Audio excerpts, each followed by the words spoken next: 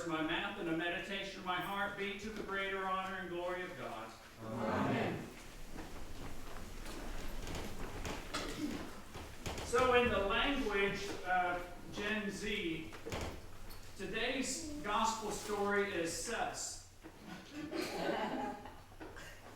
A story too good to be true. There are certain moments in life when something happens and somebody tells us about it and it sounds just a little too good to be true. And maybe it even feels a little too good to be true. Maybe it's a phone call we get with unexpected good news. Maybe it's a doctor's report that turns out better than we feared.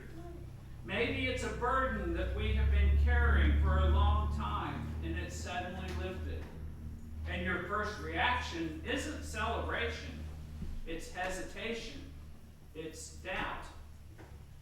You think to yourself, now wait, really? Can this actually be true? I remember moments like this as a parent when Amanda and Dylan, when they were young, would come maybe running into the room and saying just breathlessly and excited, "You'll never believe what just happened." And then I would think, well, maybe that's true, maybe that's not. I wouldn't necessarily believe it, not right away, because the story just sounded too big, too exaggerated, too unlikely, a little too good to be true.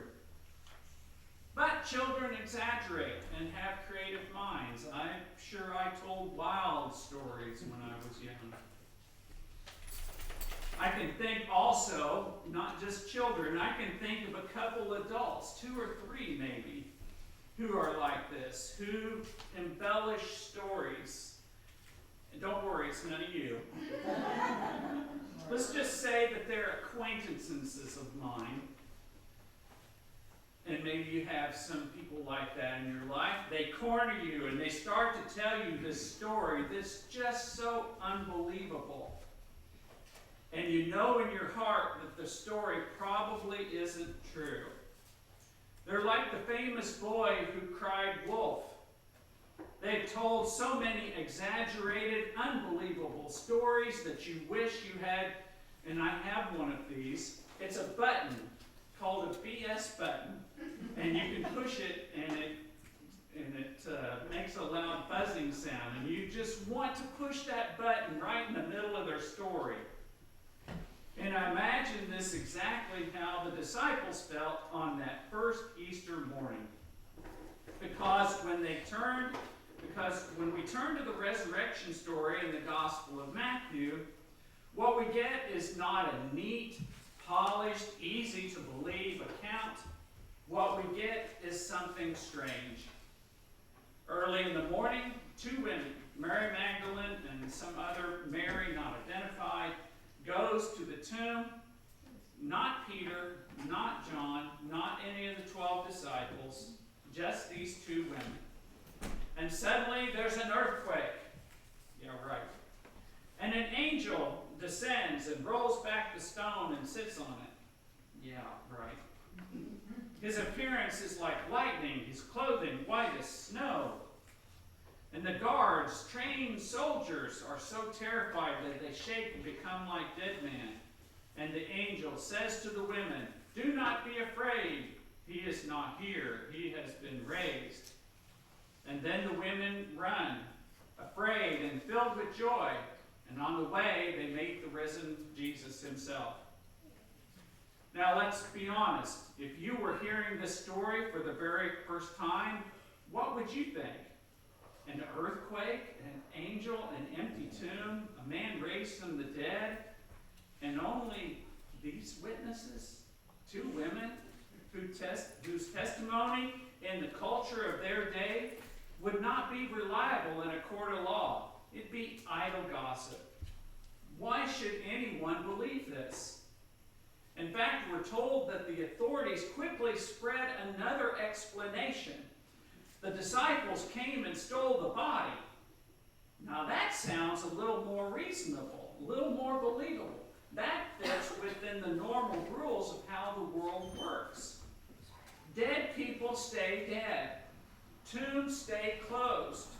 Stories like this, well, they're just too good to be true. Then that raises a deeper question for us this morning. What do we do with a story like this? Do we need it explained? Do we need to figure it out, to analyze it, to prove it like some scientific hypothesis? Make it fit neatly into our understanding of the world?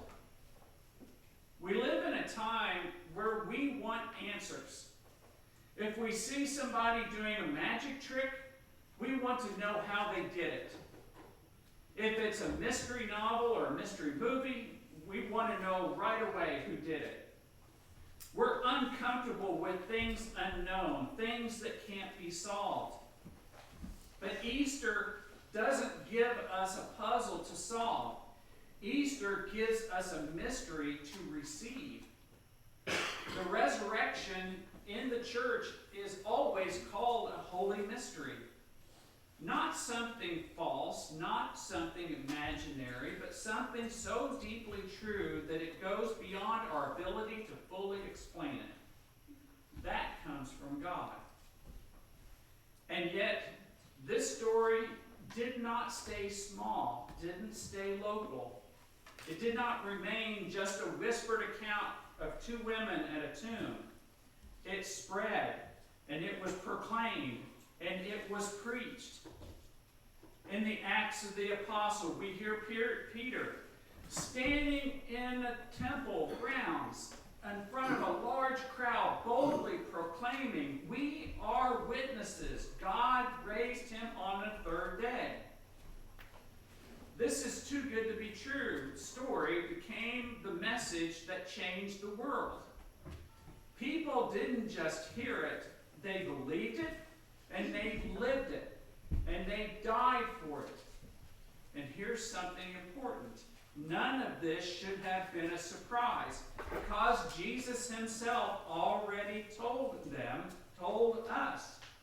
He said again and again to anyone who would listen, "I will go to Jerusalem, I will suffer, I will be killed, and on the third day I will rise again." The resurrection is not a last-minute twist, it's a promise fulfilled. But maybe even with all of that, there's still a part of us that is hesitant, still doubting a little bit. Maybe we struggle to believe the women. Maybe we struggle to believe Peter. Maybe we struggle to believe any of it. And if that were you this morning, then hear this. Faith is not only about what you can prove with your mind, it's also about what you can recognize with your heart.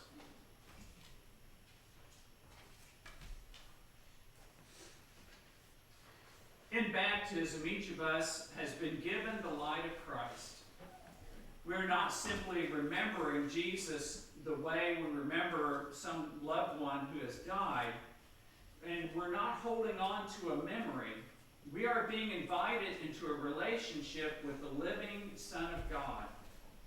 Jesus is not just in the past, he is present, he is alive, still speaking, still calling, still transforming lives.